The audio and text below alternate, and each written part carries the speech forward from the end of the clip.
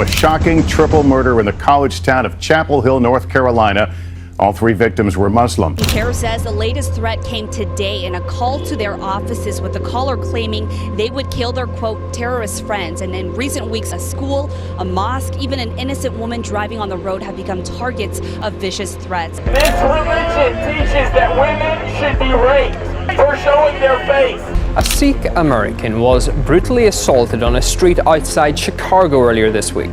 The attacker, who apparently mistook the man for a Muslim, repeatedly punched him in the face after calling him Osama bin Laden. A 14-year-old aspiring engineer from Texas arrested after his teacher thought a homemade clock he brought to school looked like a bomb. Do you believe that Islam is consistent with the Constitution? I would not advocate that we put a Muslim in charge of this nation. In the northwest suburbs, a pair of hate-filled flyers targeting Muslims. Keep out. That's the message from governors in half of America who oppose accepting new Syrian refugees in their states. Several Middle Eastern passengers were taken off a Baltimore flight. The suspicious male passenger watching the news on his phone. Donald J. Trump is calling for a total and complete shutdown of Muslims entering the United States until our country's representatives can figure out what the hell is going on. We all have to be able to speak about this and say, America's not going to go down that path. Keep America great. Keep this guy out. Up for the challenge.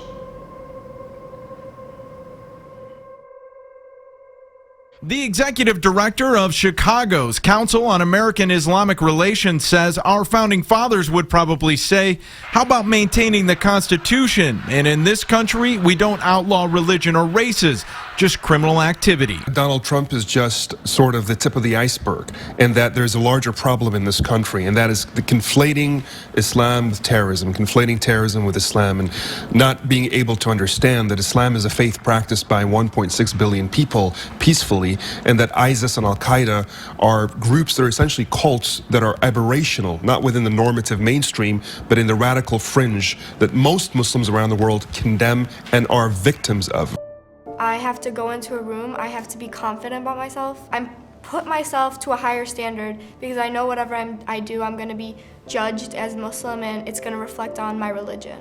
None of the arguments that are used against Islam and Muslims in America are based on actual facts. This girl comes up to me and she asked me, wait, we've been friends for like 2 months now, so can you tell me, like, are you Mexican or are you Indian? And I go like, wait, I'm not Mexican or Indian, I'm Muslim and I'm Arabic.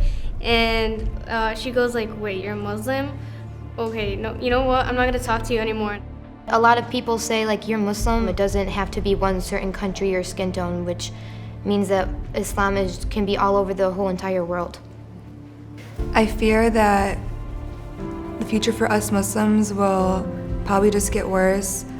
Like, with the whole presidential election, like, I hear what they say and what Trump plans on for, like, us Muslims, and I'm just, that frightens me. Like, I don't want, you know, worse things happening. I remember being little, watching TV. The only Muslims or the only Arabs I would ever see on TV were always the terrorists. As a little kid, we feel the media and we learn from it. And I was learning the wrong things. Just hearing these like really, really racist things coming from supposedly educated people, it really makes me scared. Last week, when a guy that looked like me with a name like mine walked into a Planned Parenthood and started shooting, nobody judged me for his actions, and that's a double standard. Do you think that there's some people that just look at you and see a terrorist or a potential terrorist because of what's gone on in the world? Absolutely.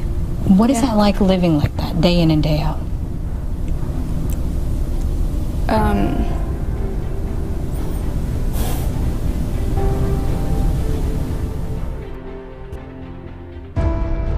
You've seen too often people conflating the horrific acts of terrorism with the beliefs of an entire faith. And of course, recently we've heard inexcusable political rhetoric against Muslim Americans that has no place in our country. And what I would want the public to know is that you need to be able to understand the difference between the normative mainstream Muslim community, your doctors, your engineers, your lawyers, your students, your professors, your cab drivers, your grocery shop owners, everyday people who practice Islam the way that Muhammad, peace and blessings be upon him, preached it, and those who are politically motivated, who hide under the cloak of religion in order to further their very narrow political radical agenda. I want to be an amazing entrepreneur and computer programmer. I'm going to become an amazing teacher. I'm going to be a successful business owner. An astounding lawyer. An amazing ultrasound technician. An independent nurse. An extraordinary physician. A successful dentist. I want to be a skillful interior designer. I'm going to be a tremendous anesthesiologist. I believe in CAIR-Chicago because I think it is important to have a group of people fighting any injustice that an American Muslim might face.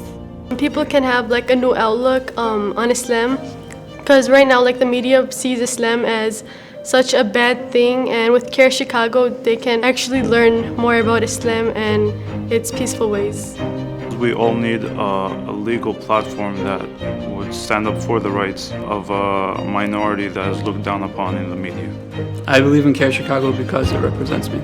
If we're still worried, if we still have anxiety, if we still think we may not make it, then we don't really believe, because Allah's promise is clear.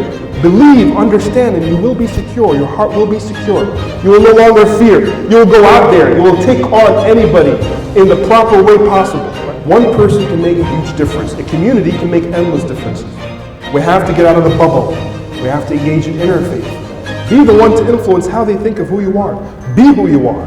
Peace, hope, faith, confidence, strength, facts, justice, community, tireless, honor, truth, unity, Compassion. love. We can only do this together.